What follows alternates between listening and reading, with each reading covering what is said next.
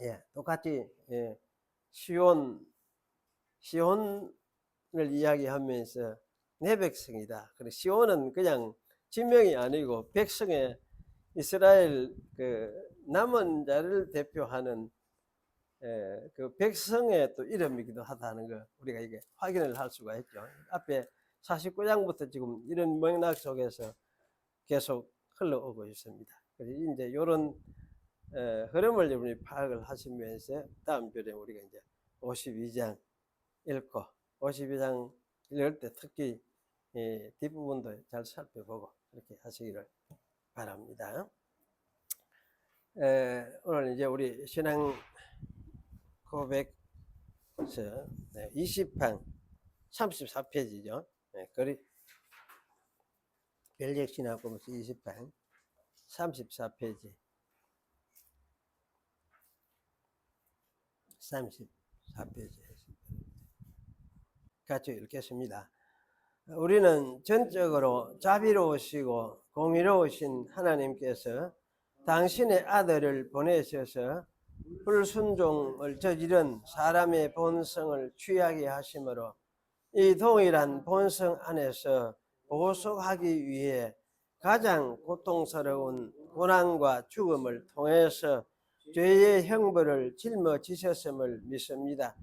그러므로 하나님께서 우리의 죄를 당신의 아들에게 돌리실 때에 당신의 아들에게 대한 당신의 공의를 드러내셨고 또 죄책으로 인하여 정죄를 받아야 마땅할 우리에게 선하심과 자비하심을 쏟아 부으셨습니다.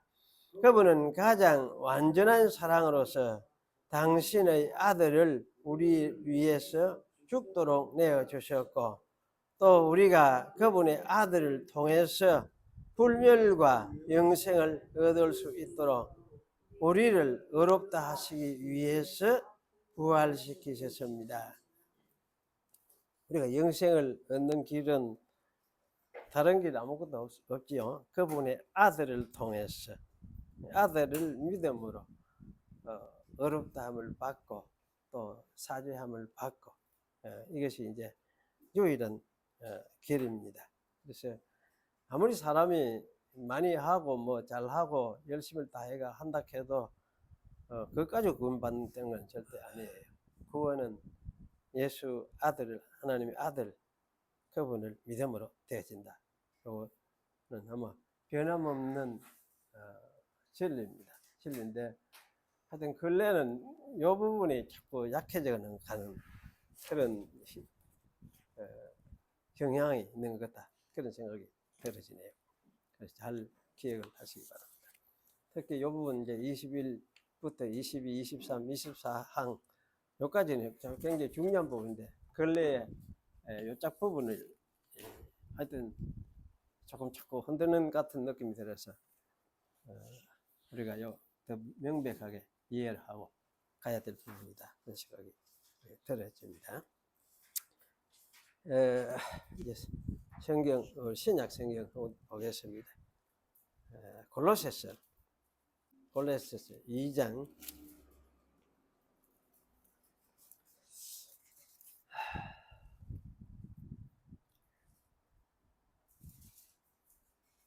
8절 이렇게 했습니다. 2장 8절, 9절, 10절 이렇게 했습니다. 누가 철학과 헛된 속임수로 너희를 노래할까 주의하라. 이것이 사람의 유전과 세상의 초등학문을 조침이요 그리스도를 조침이 아니니라. 그 안에는 신성의 모든 충만이 육체로 거하시고 너희도 그 안에서 충만하여졌으니 그는 모든 정사와 권세에 버리시라. 예, 여기까지 읽었습니다. 예.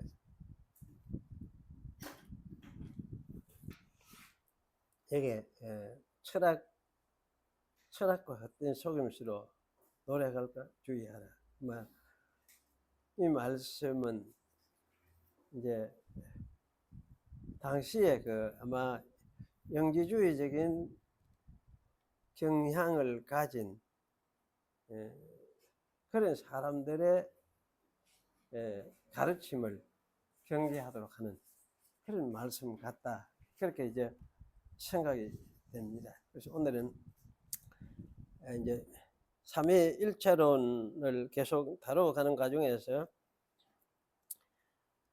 삼위일체론을 우리가 이제 창조론을 이야기를 하면서 창조와 삼위일체 이런 큰 제목 속에서 제가 다뤄왔었는데 삼위일체론, 그중에 삼위일체론만 아마 13번 하고 좀 설교를 했던 것 같습니다. 오늘이 13번째 될 것 같습니다. 계속해서 조금 더 하고 이제 우리 정리를 하도록 하겠는데, 오늘은 이제 이 속사도 시대를 생각을 하겠습니다. 그래서 삼위일체론 지금까지 쭉 우리가 이제 우리 신앙 고백서 8항을 다루고 그 다음에 뭡니까 아드나시우스 신학 고백서를 가지고 이야기를 했죠. 하고 그러면서 이제 삼위일체론의 일체되는 부분을 이야기를 하고 또 삼위일체로 갈 수밖에 없는 어떤 성격들을 이야기를 하고 또 삼위일체를 다루면서 삼위일체 그 일체론에 왜 삼위일체를 하느냐 하는 부분을 이야기를 하고 그러면서 삼위일체가 담고 있는 그 의미들도 생각을 하고 이러면서 쭉 이제 좀 내려왔는데 지난부터는 이제 왜 아버지라 하는가, 왜 아들이라 하는가, 왜 성령이라 하는가 하는 부분을 우리가 이야기를 했는데 오늘은 이제 이어서 이 이제 삼위일체론이 확립되는 과정 속에서 있었던 것을 좀 이야기를 하려고 말씀을 드리려고 합니다. 그래서 우선 삼위일체론은 여러분이 기억을 할 것은 단번에 정리되고 확립된 것이 아니다 하는 사실입니다. 그래서 여러 세대를 이제 거치면서 정리되고 확립된 것이 삼위일체론이다. 이렇게 우리가 말을 할 수가 있습니다. 오늘은 이제 이 초기 역사 교회사죠. 이 초기 교회사 중에서 특별히 이제 그 초기 사도들을 잇는 시대, 그러니까 사도들을 죽고 나서 그 다음 이어가는 시대죠. 그래서 속사도 시대 이렇게 이야기하는데 그때의 상황과 또 그때의 왕성하게 퍼지기 시작한 그 영지주의죠. 영지주의에 대해서 생각을 해보려고 합니다. 사도들이 세상을 떠나고 난 직후 시대에 교회가 이 삼위일체와 관련하여서 어떻게 이해를 했던가 하는 것도 좀 생각하는 게 중요하죠. 의미가 있고 더불어서 이제 이 속사도 시대에 교회의 중요한 배경을 이루었던 이제 이거 말하자면 영지주의에 대해서도 이해하는 것도 필요하다는 생각이 들어집니다. 왜냐하면 이 영지주의가 배경이 되어서 사실 삼위일체론의 논의와 정리가 출발하게 되었다 이렇게 말을 할 수가 있기 때문입니다. 그런데 우리는 이 영지주의 이렇게 이야기하면 영지주의 이원론이라는 말만을 사실 들었어요. 그래서 실상 그것이 어떤 사상이었는지는 잘 알지 못했던 것 같습니다. 그래서 저는 이 영지주의에 대하여 알아본다는 그런 생각으로 또 영지주의에 대해서도 살펴보려고 합니다. 그리고 이것을 이제 위에서 제가 그 위키피디아 기독교 인터넷 기독교 백과사전이에요. 그 백과사전은 어떤 어느 정도 자격을 갖춘 사람이다 싶으면 어떤 사람도 글을 올릴 수 있는 그런 어떤 백과사전이라고 했는데 아니 거기에 나는 글을 써보지를 않았습니다. 올릴 아직 자격이 덜 되는지 하는 방법도 잘 모르겠고 어쨌든 거기에 이제 영지주의에 대해서 아주 깊게 글을 나름대로 많이 달아놨는데 그것을 제가 읽으면서 정리를 한 것을 오늘은 또한 말씀을 드리려고 합니다. 이 삼위일체라는 말이 사실은 성경 속에서 나오는 말은 아니죠. 또 성경이 삼위일체론을 잘 정리된 형태로 제시하고 있는 것도 아닙니다. 하지만 이 성경은 삼위일체라고 말할 수밖에 없는 요소들을 다양하게 제공해주고 있음을 우리는 이미 보아왔습니다. 속사도 시대가 지난 후 이 삼위일체라는 말이 사용되기까지 성경의 가르침들이 아주 주밀하게 관찰되고 논의된 결과 삼위일체라는 말을 사용할 수밖에 없었기 때문에 이 말이 사용된 것이다, 그렇게 저는 추측을 해봅니다. 이 소극사도 시대는 사도들이 세상을 떠나고 난 후의 후 시대죠. 시대에 사도들에게 직접 가르침을 받았거나 아마 영향을 받았다고 말할 수 있는 사람들이 교회에 복음을 전달하고 가르치는 그런 시대였다라고 말을 할 수가 있습니다. 이 시대에 교회를 가르쳤던 위치에 있었던 사람들은 아마 로마의 클레멘스 89년부터 99년까지 로마의 주교로 있었던 사람이다, 그렇게 이야기를 합니다. 또 안디옥의 ig나티우스, 또 스무나의 폴리갑에 대해서는 우리 종종 좀 이야기를 좀 들었던 것 같아요. 그리고 이 폴리갑의 친구였던 히에라폴리스의 주교였던 파피아스 같은 사람들이 활동을 했던 그런 시대라고 할 수 있습니다.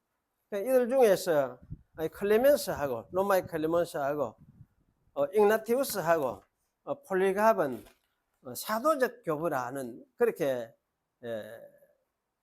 그 이름을 명칭을 갖다 붙이는 것 같습니다. 그래서 이렇게 사도적 교부라고 부르는데 이 세 사람은 모두가 동의를 하는 것 같은 그런 생각이 떨어집니다. 그래서 사도적 교부들은 사실은 신학자들이라기보다는 목회자들이었어요. 그래서 목회적으로 그리스도의 인격과 사역을 묵상하고 가르쳤던 사람들이었습니다. 이들은 그리스도의 신성, 하나님의 계시의 진리성, 계시가 하나님의 계시가 주로 성경에 담겨 있고 예수 그리스도를 통해서 완전히 나타났으니까 이 그리스도의 신성과 하나님의 계시의 진리성 서로 상관이 있죠. 그래서 이런 것을 이제 아주 강조를 하고 또 죄로부터의 참된 구속, 이것도 강조를 하고 구원의 절대적인 확실성에 관심을 가졌었다, 그렇게 말을 합니다. 이들은 어떤 피조물에게도 속하지 않는 속성들을 그리스도에게 돌렸다고 합니다. 그리스도를 아들 또는 유일하신 하나님의 아들, 하나님의 독생자, 만유의 주와 창조자, 산자와 죽은 자의 심판자, 하나님으로 세상에 보내어진 거룩하고 다 파악할 수 없는 로고스, 다 파악할 수 없는 로고스, 이렇게 이야기를 하는데, 그리고 아주 합당히 하나님이라고 불릴 수 있는 분, 이런 식으로 가르쳤다고 말을 합니다. 그리고 아버지, 아들, 성신을 언급하기도 했다고 합니다. 속사대 교부들은 성신을 자주 언급하지는 않았지만은 그들은 성신을 성부와 성자와 구별하였고 대개 성신도 성부와 성자와 동등하게 여겼다, 그렇게 말을 하고 있습니다. 속사도 교부들은 아직 논쟁이 시작된 시대에 사람들이 아니었기 때문에 논쟁적으로 또는 교리적으로 이게 삼위일체론을 이야기하려고 하지는 아니었던 것 같습니다. 이미 삼위일체적인 시작을 가지기 시작했다. 논쟁적으로 다루지는 아니었지만 그들이 이렇게 이야기한 것은 이미 이 삼위일체적인 시각을 그들은 가지고 있었다, 이런 말을 할 수가 있을 것 같습니다. 그래서 이들의 노력으로 어쨌든 이들은 에비언주의에도 빠지지 아니했다, 그리고 영지주의적인 가연설, 이것을 모두 피하였다, 이렇게 말을 하고 있습니다. 그들은 이 성경의 기술들을 순수하게 그대로 받아들여서 예수 그리스도를 아버지와 동등하신 하나님으로 높였습니다. 성신에 대하여서도 성부와 성자와 동등한 하나님으로 진술하였다고 그렇게 가르치고 있습니다. 그래서 사실 이런 것을 볼 때에 어쨌든 이들은 논리적으로 뭔가 이 싸우는 그런 입장에서 삼위일체를 말하려고 한 것은 아니지만은 성경의 가르침을 순수하게 잘 따르면서 교회에 가르치려고 하다가 보니까 삼위일체적인 그런 시각 속에서 그 관점을 이미 제시하기 시작을 했다. 아마 이렇게 말을 할 수는 있겠다. 이런 생각이 들어집니다. 그리고 이제 이어서 우리가 영지주의 이 시대의 배경이 되는, 곧 이어서 영지주의가 많이 등장하기 시작하는데, 이 배경이 되는 영지주의에 대해서 생각을 해 보겠습니다. 신약 성경의 이 사도들의 글에서도 우리가 영지주의에 대한 경계들이 종종 나옵니다. 그래서 이미 있던 이 영지주의가 그 전에 있었거든요. 주전 이미 한 2세기 이때부터 시작이 됐다, 그렇게 말을 하기도 하는데요. 그래서 이 영지주의 가르침이 초사도 시대부터 아주 활발하게 활동을 하기 시작했다고 합니다. 이 영지주의라는 말은 뭐 간략하게 이야기하면은 그죠, 영에 대해서 아는 것, 영에 대하여 암, 이런 뜻이라고 말을 할 수 있겠다, 아마 그렇게 생각이 들어집니다. 그들이 말하는 영을 아는 것이 무엇인가, 무엇을 뜻하는 것인가, 이것에 대해서 이제 설명을 좀 하겠습니다. 사실 이 영지주의에 대해서 이원농하는 말만 들었지 그것이 어떻게 설명을 해놨는지도 저도 굉장히 궁금했어요. 해서 좀 찾아보고 이거 공부를 해봐야 된다 싶었는데, 그 위키피디아 그거를 보니까 굉장히 많은 양들을 제시를 해놨어요. 먼저 이 영지주의 세계관에 대해서 설명을 하겠습니다. 영지주의자들은 이 세계는 상부의 세계가 있다, 이렇게 생각을 해요. 상부의 세계가 있고 하부의 세계, 곧 이 물질로 된 이 세계와 우주가 있다, 그렇게 믿었다고 합니다. 그래서 이 세계, 물질로 된 세계가 우주와 이 세계, 현재 우리가 사는 이 세계와 온 우주도 다 물질로 된 세계가 있고, 그 위에 이제 또한 상부의 세계가 있다, 이렇게 생각을 했다고 합니다. 그래서 이 상부의 세계는 어쨌든 이 아주 심원하고 무한하고 지고한 이 문화대적 근원이다, 또는 이걸 신성이다, 이렇게 말을 하기도 하는데, 이런 세계라는 이야기합니다. 그래서 이 상부의 세계 실체를 그들은 모나드 이렇게 불렀다고 해요.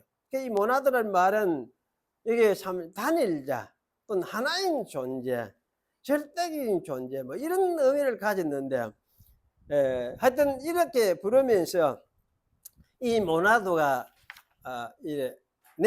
발출시켜 내놓은 그런 어떤 것이 있는데, 그것을 그 상태가 어떠냐 하면 프레로마라고 불렀다고 해요. 이게 프레로마라는 헬라 말은이지만은 충만한 상태를 이야기해요. 충만을 이야기해요. 충만. 그러니까 충만한 상태를 이야기해요. 그래서 이걸 또는 다른 말로 비토스다, 이렇게 불렀다고 합니다.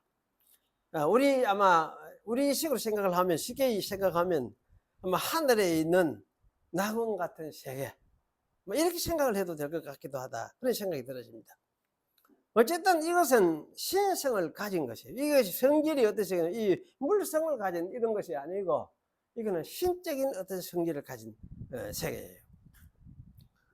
하지만 여기에는 우리가 생각하는 이 신성이라고 하니까 마치 인격이라고 우리 생각이 될 가능성이 많은데, 인격의 신을 말하는 것은 아닌 것 같아요. 신성을 가지고 있지만은 이 모나드적 근원이라는 이 말 속에는 인격적인 신을 말하기보다는 어떤 신성을 가진 세계를 염두에 두고 있는 것 같습니다. 그래서 이 모나드적 근원은 이 물질 세계를 초월하여 있기도 하고, 파악되지 않기도 하고, 불가능하고 광대무변한 어떤 것을 이야기하는 것입니다. 그래서 그들은 이런 것에 대해서 별로 아마 설명을 하려고 그렇게 신이라는 그런 관점에서 설명하려고 하지 않았던 것 같아요. 이것을 아마 신이라고 말을 한다면은 이거는 그저 숨겨진 신, 말할 수 없는 어떤 신, 이런 정도로 생각을 했는지 모르겠습니다. 우리가 생각하는 그런 인격적인 신은 아닌 것이 분명합니다. 그들은 이런 세계가 아마 상부의 세계다, 원래의 상부의 세계, 이게 실질의 세계다, 이렇게 생각을 했던 것 같아요. 그래서 여기 이제 이 영지주의 문서들 중에서 많이 이제 후에 발견된 이 영지주의 문서들 중에서 굉장히 많이 이제 이야기를 하고 있는데, 요한의 묵시록이라는 이 글에는 이런 모나드적 근원을 다음과 같이 말하고 있습니다. 모나드는 그것을 지배하는 그 어떤 것도 없는 군주다. 이 모나크 군주라는 모나크라는 말을 했는데 이게 확실한지는 모르겠습니다. 그럼 모나드는 최고 신으로서 만물의 아버지로서 만물 위에 거주하는 불가시적 존재로서 존재한다. 모나드는 한계를 지을 수 없는데, 모나드를 한계 지을 수 없는 그 무엇도 모나드 이전에 존재하지 않았기 때문이다. 모나드는 순수하고 신성하며 오염이 없는 무한한 빛이다. 또 모나드는 완전한 축복, 신성 속에서도 존재하지 않는다. 모나드는 이것들을 훨씬 뛰어넘는 존재이다. 또 모나드는 유도무형도 아니다. 이거는 그야말로 불교 철학 비슷한 어떤 아이디어 같기도 한데, 모나드는 큰 것도 작은 것도 아니다. 모나드는 이런 크기라고 말할 수 있는 것이거나 또는 저런 특질을 가진 것이라고 말할 수 있는 것은 아니다. 이는 모나드가 광대무변하기 때문이다. 그러나 모나드는 무한한 단순성을 가지고 있다. 모나드는 아이온들을 낳은 아이온이며 생명을 주는 생명이며 축복을 주는 축복이며 지식을 주는 지식이며 선을 주는 선이며 자비와 구원을 주는 자비이며 은총을 주는 은총이다. 이런 식으로 하여튼 그 말을 해놨다고 해요. 이것이 영지주의가 생각하는 아마 신이라고 말을 할 수 있을 것 같습니다. 그래서 여기서 군주와 아버지라고 한 것은 모든 것을 있게 한 창조의 근원이라고 생각을 하기 때문에 아마 이런 말을 한 것 같아요. 그래서 이 모든 것이 이 이제 절대적인 것에 의해서 통치를 받고 그렇게 했기 때문에 이런 말을 사용한 것 같다는 생각이 들었습니다. 하지만 이것은 어쨌든 인격적인 신을 말하는 것이 아니고 말할 수 없는 어떤 단일질의 신적 성질을 가진 어떤 세계를 말하는 것 같다는 생각이 들어요. 우리는 사도 요한이 이런 것을 가르쳤다고 생각할 수는 없습니다. 그래 사도 요한의 묵시다 이렇게 말하지만은 사실 사도 요한은 이런 걸 가르칠 때 관심 전혀 없었죠. 왜냐하면 사도 요한은 사람이 되어 오신 하나님의 아들 예수 그리스도를 증거를 하였기 때문입니다. 그 예수 그리스도가 아닌 다른 어떤 것을 말하려고 하지 않았기 때문입니다. 이런 사실을 우리가 요한복음과 그의 서신서들에서 확인을 할 수가 있습니다. 그래서 이런 것을 생각을 할 때에 요한이 이런 이야기를 이건 아주 사변적인 이야기이기도 하는데 이런 이야기를 전혀 해설 이의가 없다는 생각을 할 수밖에 없습니다. 이 이제 모나드에게서 그럼 낮은 단계의 신성인 이 아이온이 발출해 나왔다 이렇게 말을 하기도 합니다. 그러다가 이제 맨 마지막에 나온 것이 이게 발출하고 여러 가지 이제 그 신적인 비슷한 게 나오는 거죠. 그런데 이게 나오다가 맨 마지막에 나온 것이 이게 데미우르고스라는 저급하고 좀 불완전한 신이었다고 합니다. 이 데미우르고스는 영지주의자들의 생각에 구약의 아마 여호와나 헬라 신화의 제우스 비슷하다 이런 생각을 가졌던 것 같다는 그런 말을 하기도 합니다. 물론 여기 영지주의들 가운데서도 일부 이제 바실리데스파라는 영지주의에서는 이 데미우르고스가 아마 복음을 접하고는 크게 깨닫고 자신이 최고 신이라고 착각하고 날뛰던 자리에서 자기 위치로 되돌아가서 자기의 무지를 반성하면서 그러면 이 우주 전체 속에서 내 자리가 무엇인가 이걸 찾아가는 그런 겸손한 존재였다 이런 말도 하기도 했다고 합니다. 어쨌든 이 데미우르고스가 착각하고 날뛸 때에 무엇을 했느냐 하면 이 물질 세계 곧 이 세상과 우주를 창조를 했다. 그래서 창조를 할 때에 최고 신성인 모나드의 아마 영을 가지고 만들었다, 이런 말을 합니다. 때문에 이 물질 세계는 저급하고 좋지 않은 어떤 것이라는 생각을 할 수밖에 없었던 것 같습니다. 그래서 무지한 중에 나오기 때문에 이 물질 세계는 어떤 어두운 면이 있다, 어두운 것이다, 어두운 측면을 가지고 있다, 악한 것이다, 이런 생각을 하게 했고, 또 결함이 있을 수밖에 없는 어떤 것이다, 이런 생각을 했던 것 같습니다. 이런 물질로 만들어진 인간의 육신 역시 저급하고 악한 것이라는 생각을 했던 것도 사실인 것 같습니다. 이와 반대로 우리가 성경은 이렇게 이야기를 하지는 않죠. 이런 성경은 물질을 악하다 이렇게 이야기를 하질 않아요. 하나님이 창조하실 때에 좋았더라 이렇게 이야기를 했죠. 그래서 문제는 어딨냐, 우리 인간이 타락하고 난 후에 문제가 생겨났어요. 악의 문제가 시작되고 하죠. 그래서 사실은 창조된 세계 자체가 악하다 이렇게 말을 하기를 하십니다. 그런데 이들은 이제 이런 식으로 물질 세계를 악한 것으로, 결함이 많은 것으로 이렇게 생각을 했던 거죠. 인간도 사실 이런 세계관의 연장속에서 생각을 하고 있다고 합니다. 그래서 영지주의자들은 인간도 영적인 인간이 있다, 또 그 다음에는 혼적인 인간이 있다, 그리고 물질적인 인간으로 이렇게 구별하였다고 합니다. 영적인 인간은 물론 모나드를 알고 있는, 모나드의 세계를 알고 있는 자기들이 영적인 인간이다, 이렇게 생각을 했죠.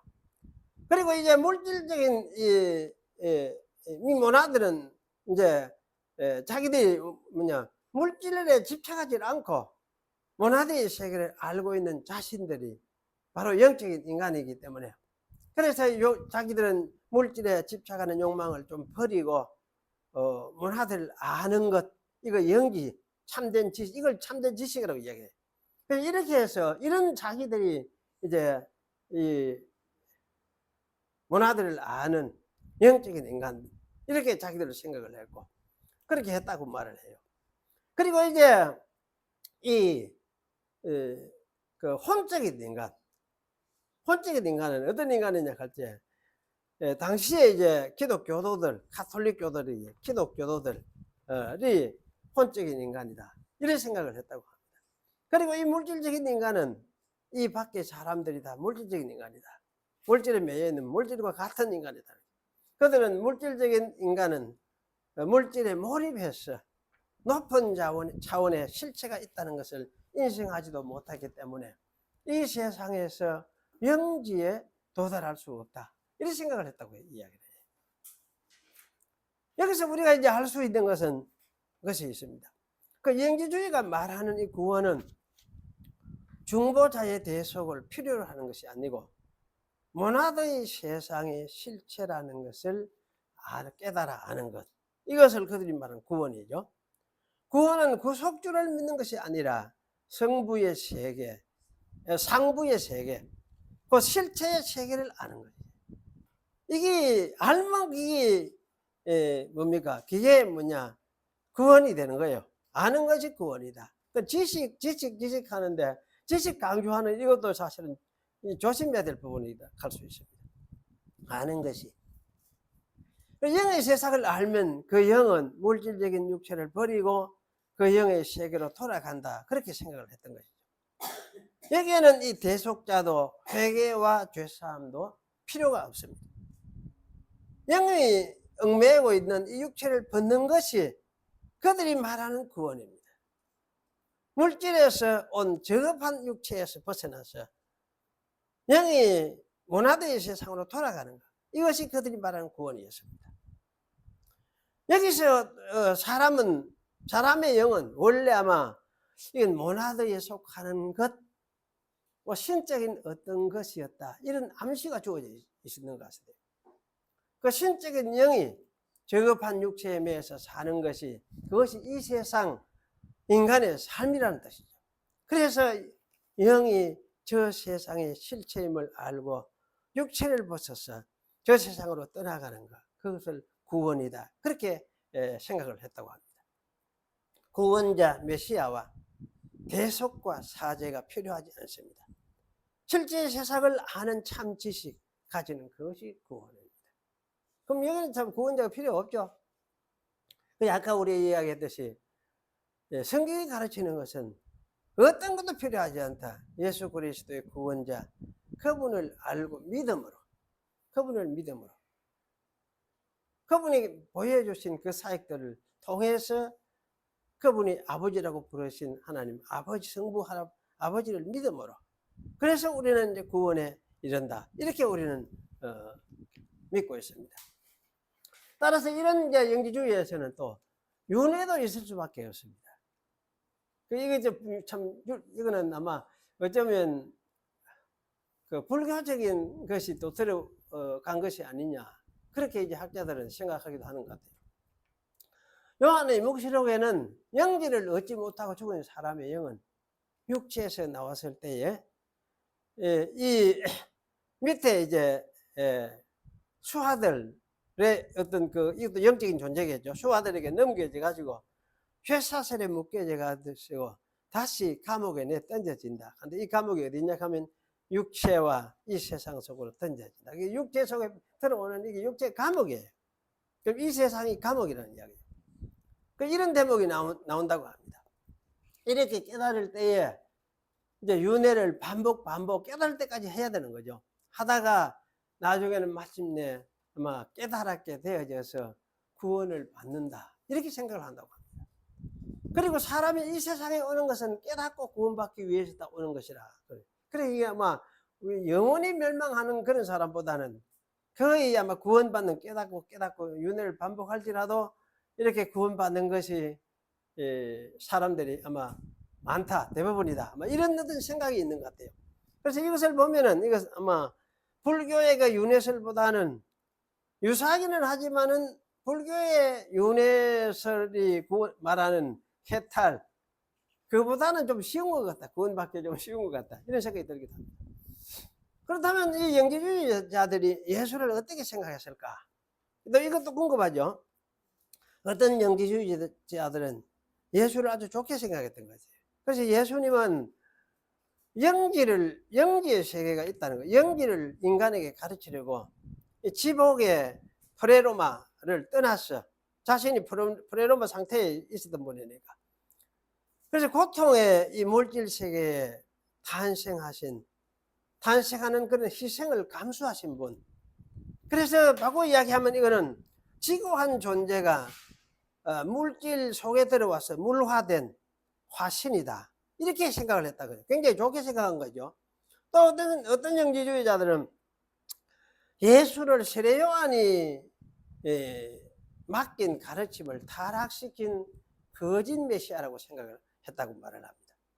또 이집트 복음서에서는 메시아로서 전생에서는 구약의 셋으로 나타났다가 신약에서는 예수로 나타났다. 이렇게 말을 합니다. 물론 이렇게 나타난 그러면 실체가 뭐냐 할지 아마 이거는 지복의 모나드 중에 일부 또는 프레로바의 일부가 아니냐 이런 생각을 할 수 있을 것 같아요.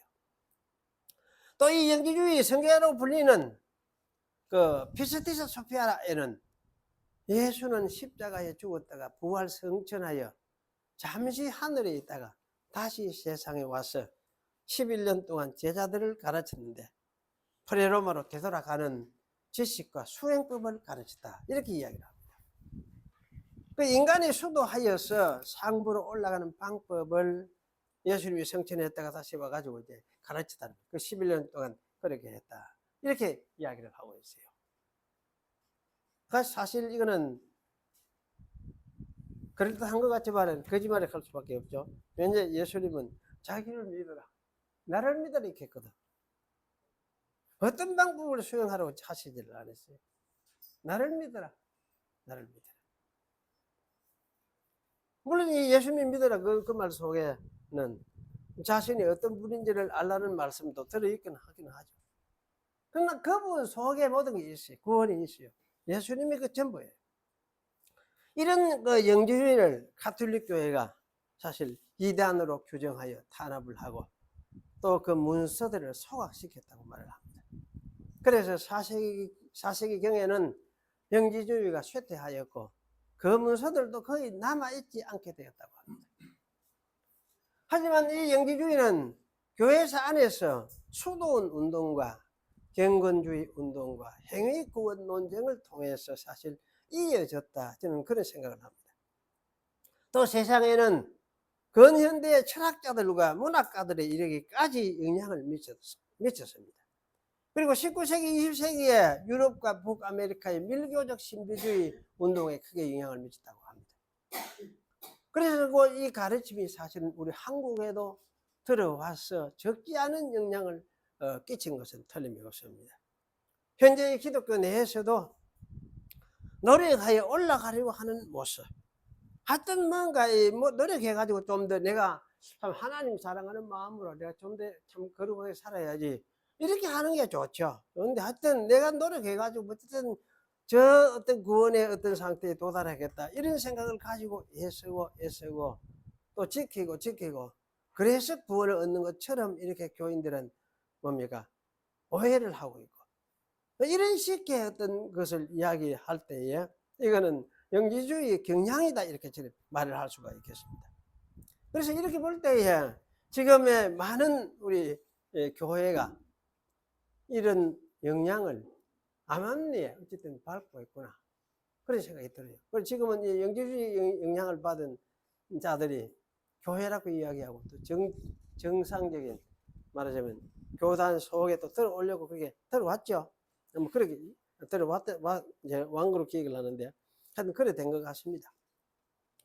영지주의는 어쨌든 성경이 가르치는 하나님과 아들과 성령, 곧 삼위일체를 가르치는 종교가 아니라 인간의 사변으로 신과 세계를 이해해 보려고 노력했던 그런 시도들이었다고 생각이 됩니다.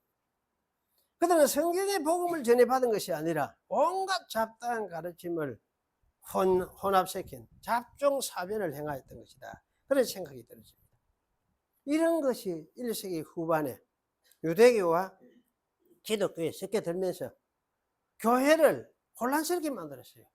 이제 온 교회가 모두가 야, 이게 영지주의인지 기독교인지, 왜냐하면 영지주의자들도 했거든. 시리아, 이집트, 시리아, 이 영지주의자들이 작지 않은 영지주의자들인데, 이 사람들은 자기들이 기독교인이라고 했대.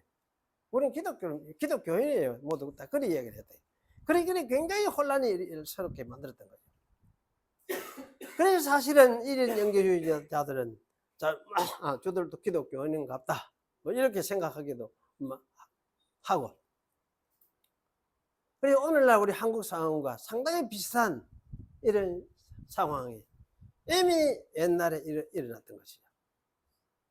우리는 이 성경의 삼위일체가 영지주의와 어떻게 대조되는지 잘 알아야 할 필요가 있습니다. 성경은 인격자 삼위일체 하나님을 말하는 것에 반해 영지주의에서는 신은 사실은 알 수가 잘 없고 모나드 혹은 충만한 상태라는 신성으로 된 어떤 세계를 말하고 있어요. 성경을 표준으로 삼아서 복음을 믿지 아니하면은 어쨌든 이렇게 될 수밖에 없는 것 같아요. 사람의 노력으로서, 사람의 사변으로서 올바른 신앙의 길로 갈 수 있는가?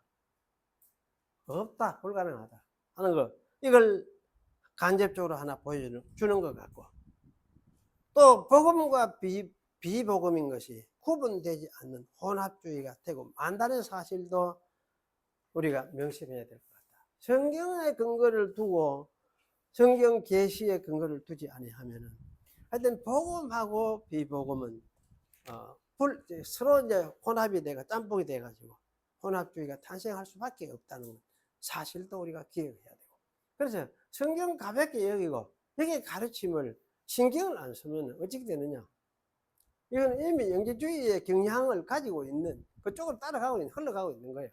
근데 성경의 가르침이 무엇이냐? 성경의 가르침이 뭐냐?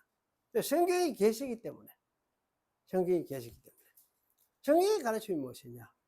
이런 관심을 가지고 성경을 살피고 성경에서 들으려고 해야 돼요. 딴 걸 들으려고 하면은 복음에서 떠나갈 수밖에 없어요, 사람이. 그래서 여러분이 성경을 우리가 묵상하는 거, 그거 사실은 경건주의적인 영향이죠. 그런데 그런 걸 안 해도 상관은 없어요. 상관은 없어요. 예수 믿으면 되니까. 예수 믿으면 되니까. 그러나 예수 믿는 사람이 생명의 양식인 성경 말씀을 안 먹고 산다는 거, 그것도 이상한 거지. 살 수가 없는 거지, 사실은. 말라 죽을 수밖에 없어요. 말랐어요. 그래서 이런 측면에서 성경을 가까이 하지 아니하면은 그 신앙이 어디로 갈지 몰라. 또 잡탕이 될 가능성이 많아요. 이런 데 빠지지 않도록 참 유일한 하나님의 계신 성경 말씀 속으로 돌아와서 여기서 우리가 우리의 신앙, 믿음을 뿌리를 든든히 내리는 이것이 굉장히 중요하다는 것. 이걸 여러분이 기억을 하십시오. 하나님의 계시는 성경밖에 없어요. 성경밖에 없어요. 어떤 사변도 이건 불가능해요.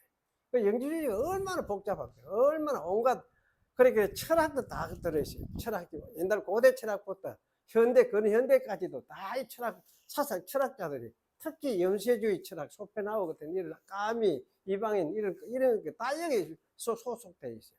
연결이 돼 있고 이런 방대한 어떤 사상 가지고 접근을 하고 참석하고 문학가들 중에서도 있고 심리학자들 중에서도 이게 참여된 연계가 되어 있고 이렇지만은 하나님을 바로 알고 깨닫는 사람은 하나도 없어요. 그게 참 중요한 건데 성경 떠나서는 하나님을 바로 알고 깨닫는 사람은 없다. 성경 떠나서. 그래서 성경 속에서 가르쳐진 말씀 이게 진리지. 영지주의자들도 진리 이야기를 잘 하잖아요. 요새 목사님도 진리 하는데 영지주의 영향을 받고 진리 하는 사람이 있어. 그건 조심해야 되지만 근데 성경이 진리다 이 할 때는 이걸 이제 우리가 잘 깨닫고 받아들여야 될 그런 자세를 할 수 있습니다. 그래서 여러분의 본성이 우리의 본성이 타락한 본성이 성경을 가까이 하는 걸 좋아하지를 않아요. 힘들어해. 그러나 그 본성하고 싸워야 돼. 그걸 짓누르고 성경을 가까이 하고 성경 속에서 하나님이 어떤 분으로 말씀하고 있는지 하나님의 아들이 또 어떤 분인가를 말씀하고 있는지 그분들이 내하고 어떻게 관계가 되고 있는지 성령을 통해서 관계가 되고 있죠. 이런 사실을 확인을 하고 확인하는 것이 그치지 않고 그것이 여러분 속에서 믿음으로 와서 힘으로 역사하는 그런 것이 되어져야 돼요. 그렇게 되도록 그 이제 기도하는 거지. 하나님이 사실 기도라는 거 딴 거 없잖아요. 그렇게 되도록 구하는 거. 그러면 하나님은 어쩌겠습니까? 주님은 그 대답 안 해주겠습니까? 대답하게 해주게 돼 있어. 그게 하는 주님 자기 하시는 일이에요. 구원의 사역의 일부분인데 왜 그 대답을 안 하겠느냐. 그렇게 하셔야 됩니다. 기도하겠습니다.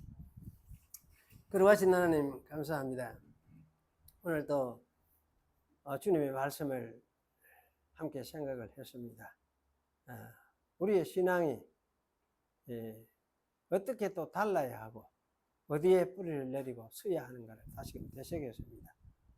옛날부터 교회를 어지럽고 접히고 혼합시켜 왔던 그런 영지주의를 생각을 했고 하지만 그 가운데서도 처음부터 교회는 하나님의 말씀이 성경의 뿌리를 박아서 여기서 가르치신 하나님을 가르치고 성경이 말씀하는 예수 그리스도 구속주를 가르치고 또 그 안에 그와 함께 역사하셔 뜻을 이루는 성령님을 가르친 것을 우리가 다시금 생각을 했습니다. 저희로 하여금 참 삼위일체 하나님을 우리 마음속에 잘 믿고 깨닫고 받아들이고 이 뿌리 위에 튼튼히 있어서 오늘날도 저희들이 힘있게 남은 저희의 생애를 잘 살아갈 수 있도록 하나님께서 은혜를 베풀어 주시옵소서. 예수님의 이름으로 기도하옵나이다. 아멘.